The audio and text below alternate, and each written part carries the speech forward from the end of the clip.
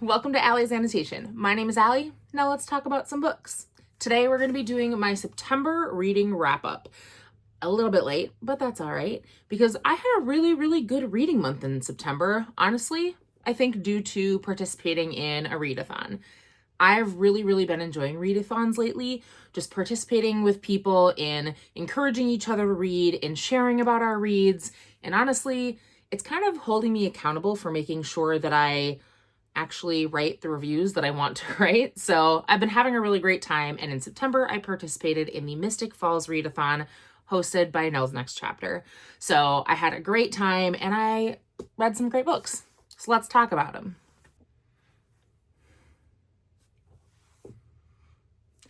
Hi, welcome to Allie's Annotation. My name is Allie. Now let's talk about some books.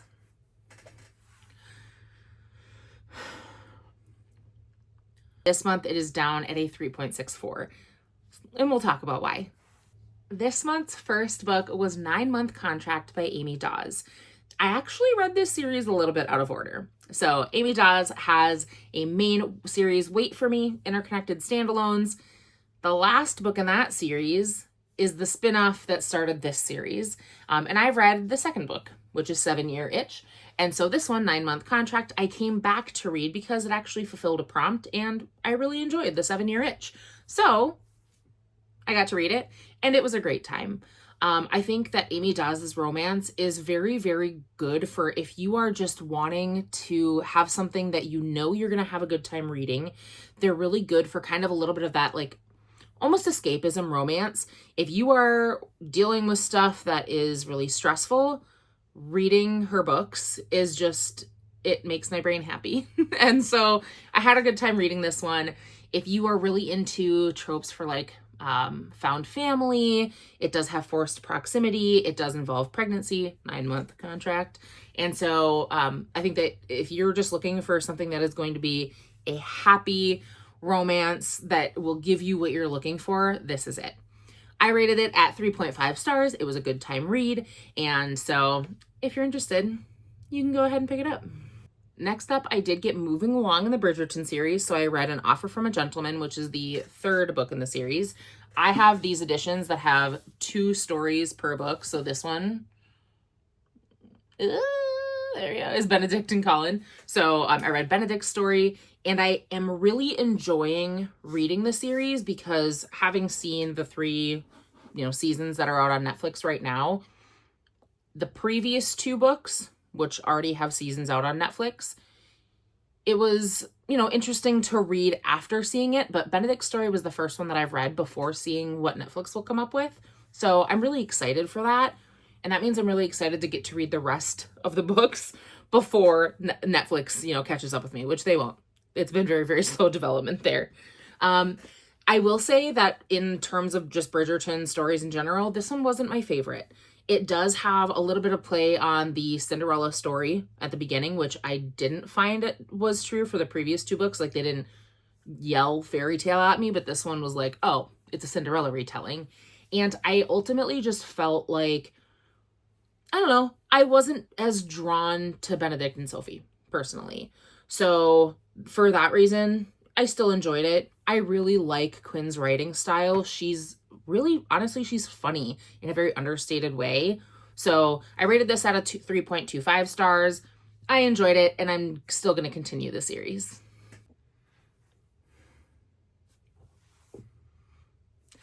Hi, welcome to Allie's Annotation. My name is Allie. Now let's talk about some books.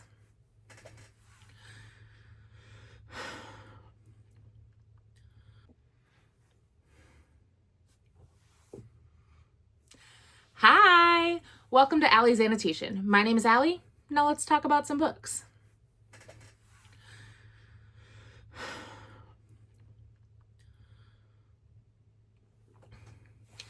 Hi.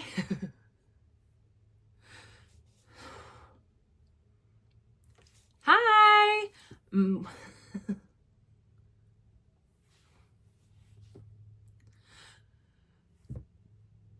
Hi, welcome to Allie's Annotation. My name is Allie. Now let's talk about some books. Today we're going to be doing my September reading wrap-up. A little bit late, but that's all right, because I had a really good reading month in September. Honestly, I think due to participating in a readathon. I've really been enjoying readathons lately, just participating with people in encouraging each other to read and sharing about our reads. And honestly, it's kind of holding me accountable for making sure that I actually write the reviews that I want to write. So I've been having a really great time. And in September, I participated in the Mystic Falls Readathon hosted by Nell's Next Chapter. So I had a great time and I read some great books. So let's talk about them.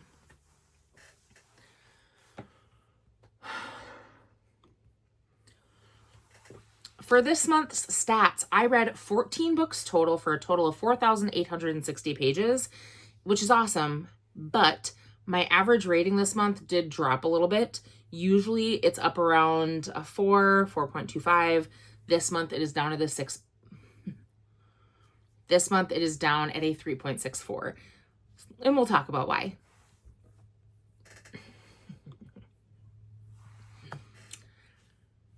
To kick us off, I first read 9-Month Contract by Amy Daws. This was for a prompt for the Mystic Readathon where I needed a book with the word contract in it. Perfect. And this book I really did enjoy. I ultimately decided to give it a 3.5 stars. Nope, let's not talk about it like that. First up for the month, I read...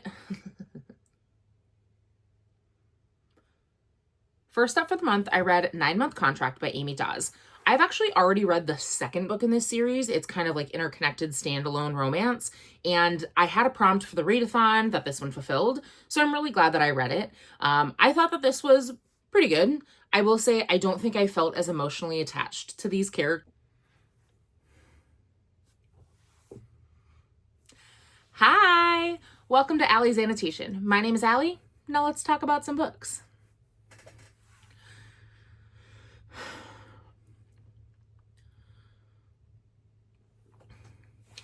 Hi.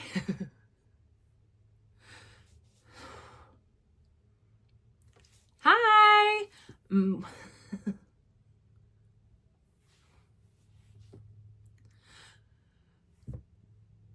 Hi. Welcome to Allie's Annotation. My name is Allie. Now let's talk about some books. Today we're going to be doing my September reading wrap-up. A little bit late, but that's all right, because I had a really good reading month in September. Honestly, I think due to participating in a readathon. I've really been enjoying readathons lately, just participating with people in encouraging each other to read and sharing about our reads. And honestly, it's kind of holding me accountable for making sure that I actually write the reviews that I want to write. So I've been having a really great time. And in September, I participated in the Mystic Falls Readathon hosted by Nell's Next Chapter. So I had a great time and I read some great books. So let's talk about them.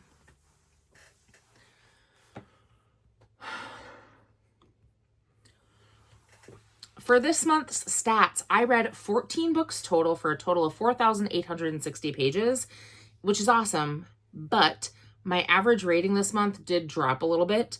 Usually it's up around a 4.25. This month it is down at a 6.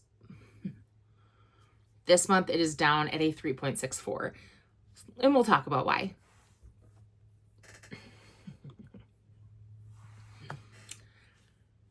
To kick us off, I first read 9-Month Contract by Amy Daws. This was for a prompt for the Mystic Readathon where I needed a book with the word contract in it. Perfect. The next book on a list was another overdue arc for me, and this is Rebel Darling by Valerie Best. First and foremost, I got this as like one of the very first arcs I ever applied for on NetGalley. This was the oldest book that I had on NetGalley. And so I did, I went ahead and read it and I realized this is actually your book that's going to be really hard to find now because I'm not sure that it ever fully got published. I think the publisher at the time, the publisher went under. It was a very small indie imprint. So that said, this is a novella that I think had a really cool premise. It does, for me, it read very YA. It's not listed as YA at least, but I thought it felt a little bit like it. But in any case, Rebel Darling is the story of a dystopian US. It is set starting in the New York area, going down to Georgia, down to Georgia, looking for a soul to steal, kind of. And so this is the story of a girl. Her last name is Darling, Hannah Darling, and she is, we open on her as a prisoner. She is the leader of a rebel alliance rebelling against the current power structure in a world that has been overtaken by zombie virus, kind of. It's not explicitly zombies, but it's very zombie adjacent. And so she is the leader of a rebel alliance because the main group in power has been systemically, getting rid of people who may be at risk for the virus for genetic reasons. So let you understand the allegory there. But in this book, Hannah Darling is, she escapes her prison situation right at the beginning of the book, and she is journeying to try and find the CDC building because she believes that there is still hope, and she's the leader of this rebellion. And so it's the journey of that. And I think that there were some things that needed some work overall in this book.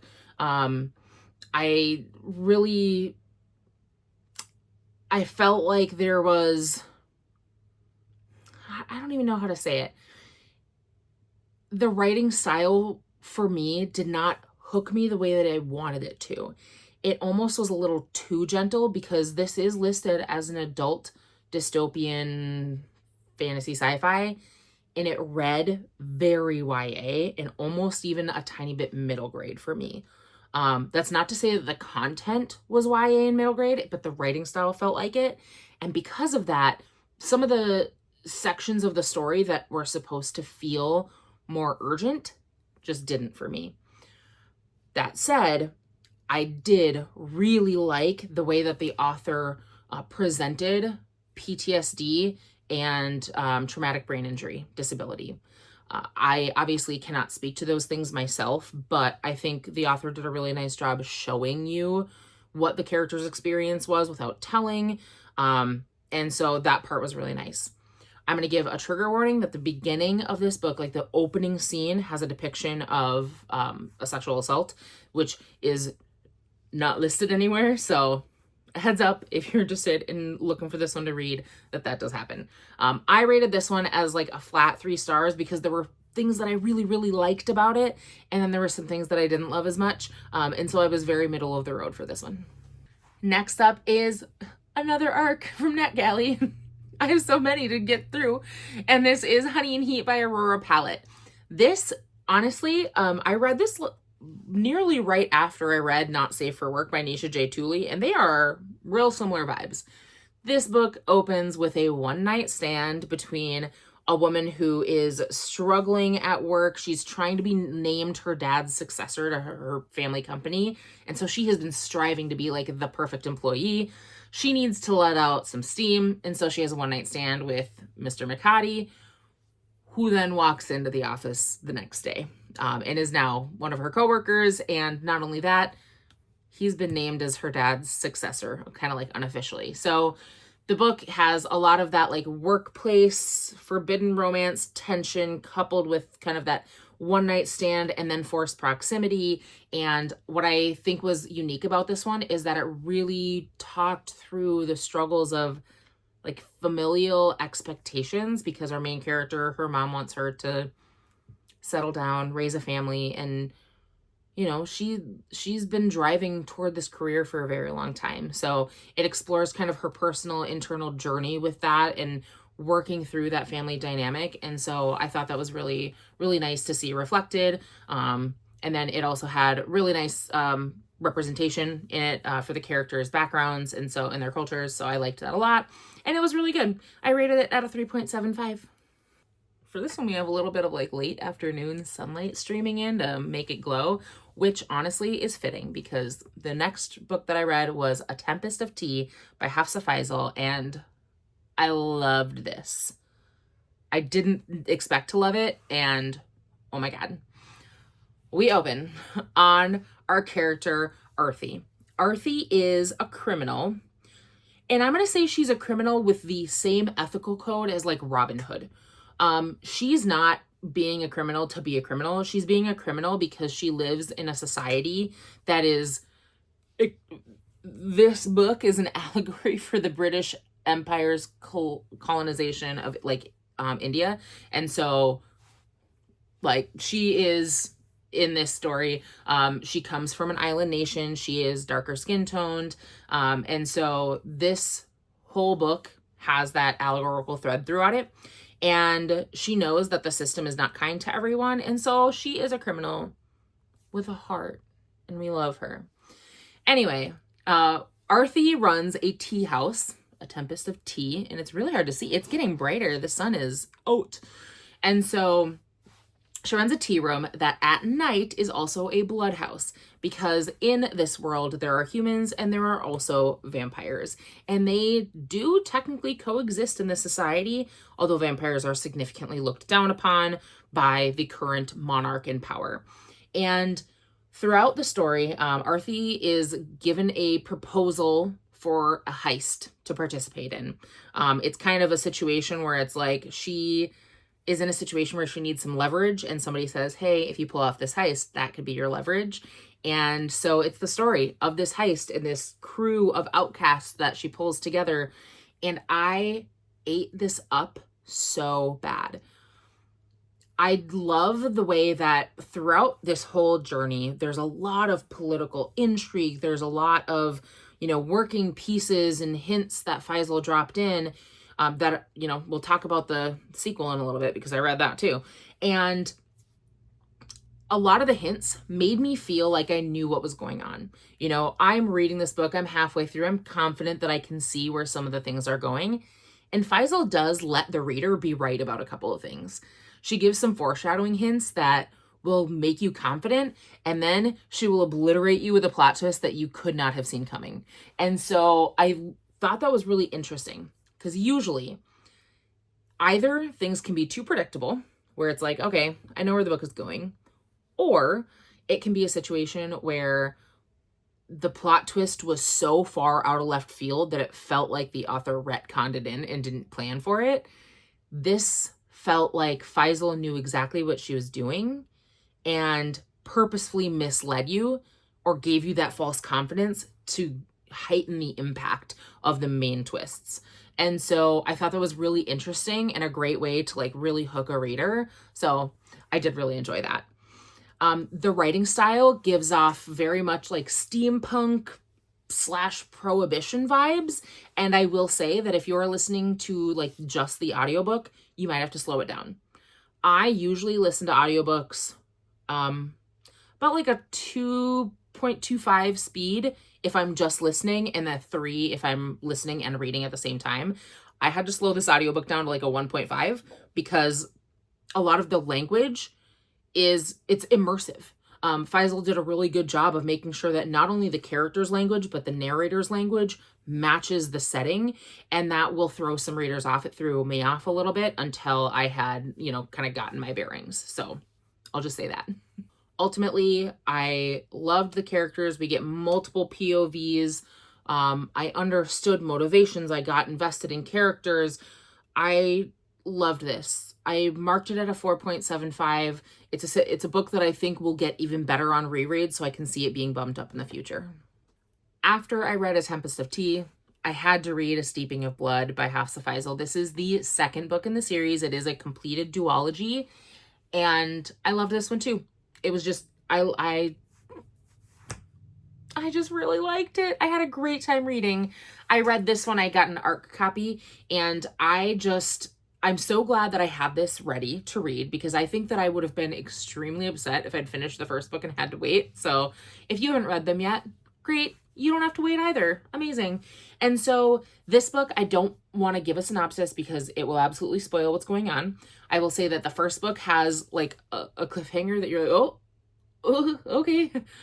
So it did make me want to get into that second one really quickly. And also, the plot progression of these was so well done. Often with duologies, or even series in general, sometimes it can feel like the transition between the two is not super smooth. I do have an example of that in a minute, actually. And this one, each book has its own plot arc that does complete within the book. But there is a thread throughout both that gave them a very continuous vibe. And so there were events happening at the end of the first that picked up at the beginning of the second that were not necessary to make sure that plot of book one was fully resolved and eventually lead into the kickoff of plot two in book two. So I just really like how that was done. I'm a fangirl. I think that the only negative thing that I will say about this second installment is that there were a couple of like almost pacing issues in the way that the timeline happened in the book. There were a couple of situations where we'd be in like the same scene for a couple of chapters, and then we jump in next chapter, we jump 3 weeks. And I was like, oh, we put so much detail into this part that I expected to get more of a little transition in there. And it wasn't that bad. I rated this at a 4.5 stars still. It's just the only negative thing that I could say in there. The reason that this did get up to that 4.2, 4.5 mark, though, is because I sobbed at the end. The emotional impact of the end of this one got me so hard. So don't read in public, folks. It'll get you.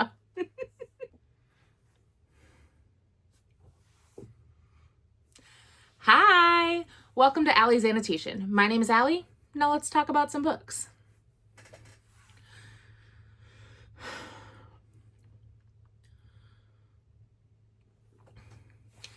Hi!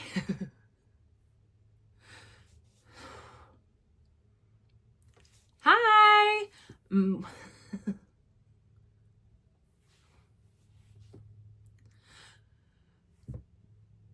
Hi! Welcome to Allie's Annotation. My name is Allie. Now let's talk about some books. Today we're going to be doing my September reading wrap-up.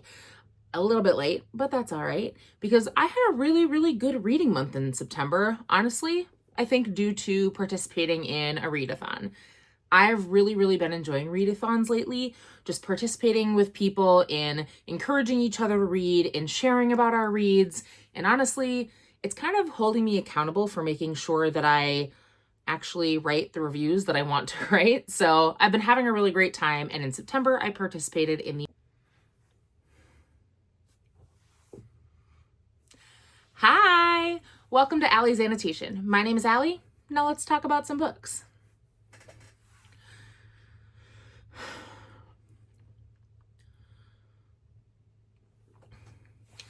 Hi!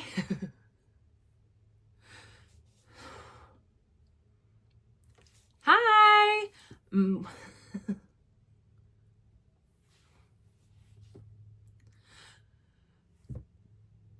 Hi! Welcome to Allie's Annotation. My name is Allie. Now let's talk about some books.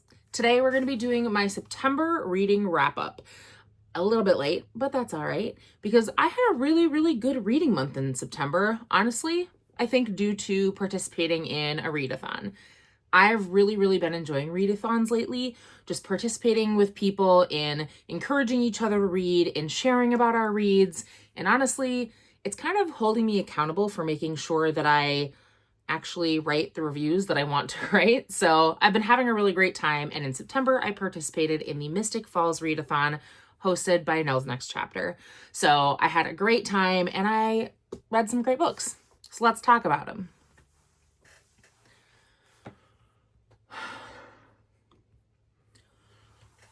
For this month's stats, I read 14 books total for a total of 4,860 pages, which is awesome, but my average rating this month did drop a little bit. Usually it's up around a 4.25. This month it is down at a 6. This month it is down at a 3.64. And we'll talk about why.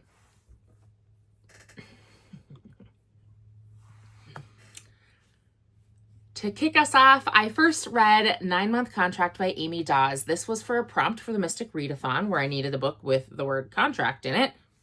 Perfect. And this book I really, really did enjoy. I ultimately decided to give it a 3.5 stars. Nope, let's not talk about it like that. First up for the month, I read...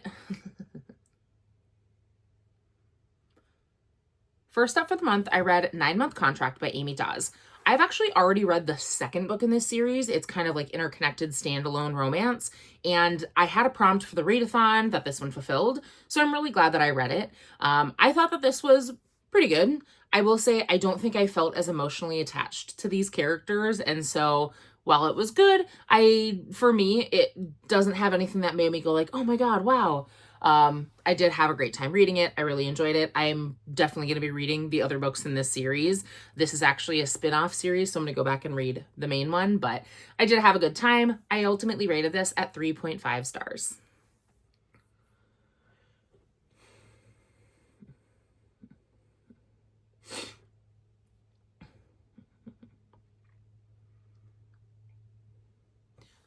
I think that this is going to be great for you if you enjoy reading about like found family situations. The main tropes are going to be like forced proximity. The main tropes are going to be forced proximity and pregnancy. And it's also really nice if you are just someone who likes to have a lot of levity in your books, that had a lot of lighter moments, a lot of humor. The people, I think I'm talking too fast.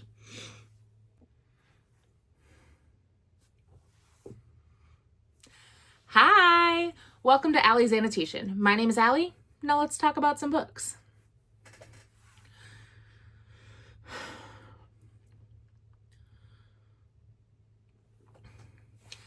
Hi.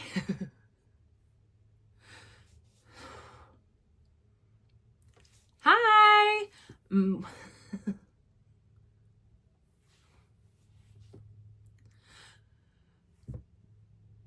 Hi, welcome to Allie's Annotation. My name is Allie. Now let's talk about some books.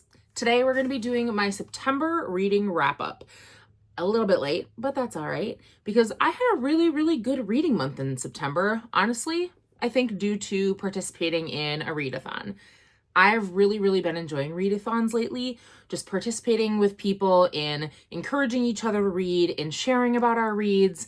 And honestly, it's kind of holding me accountable for making sure that I actually write the reviews that I want to write. So I've been having a really great time. In this book, we are following Clementine. Clementine is going about her life, and she is in a stage where she's working through grief. 6 months ago, her beloved aunt, like literally one of her favorite people in the world, passed away and left Clementine her apartment.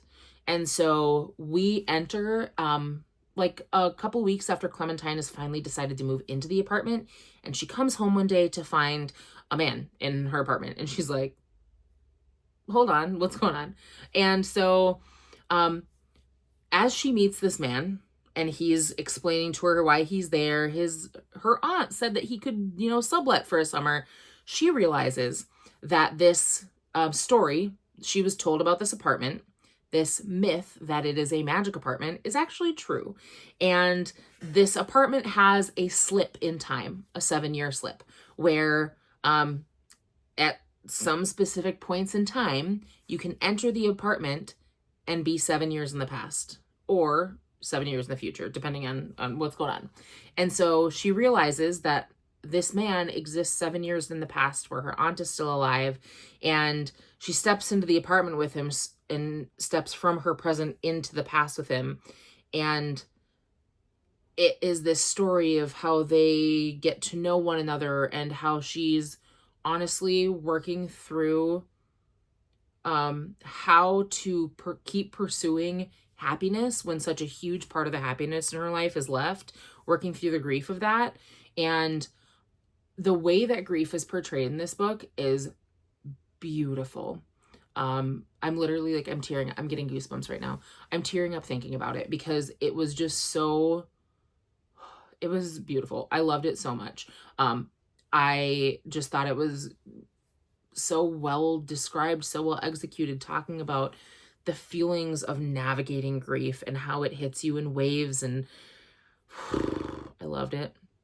There's only one tiny negative thing I'll say about this book, and that it's that I called what would happen at the end in the first chapter. Because I was annotating, I literally highlighted and I wrote my prediction. And later on, I think like at the end, I was like, told you. So it was extremely predictable for me, but that did not lessen the emotional impact because knowing that ending didn't stop the journey from being beautiful. And that's, I think, like some of the highest praise that I can give a book. So I rated this at 4.5 stars. I just loved it. All right, next is another NetGalley arc, of course. This is It Real or Just Pretend by Emily Sullivan. Emily Sullivan, yeah. And this is a fake dating back in it's approximately like 1870s. And I love fake dating. I'm going to eat it up every time. So there's not even a question of if I was going to enjoy reading this, and I did.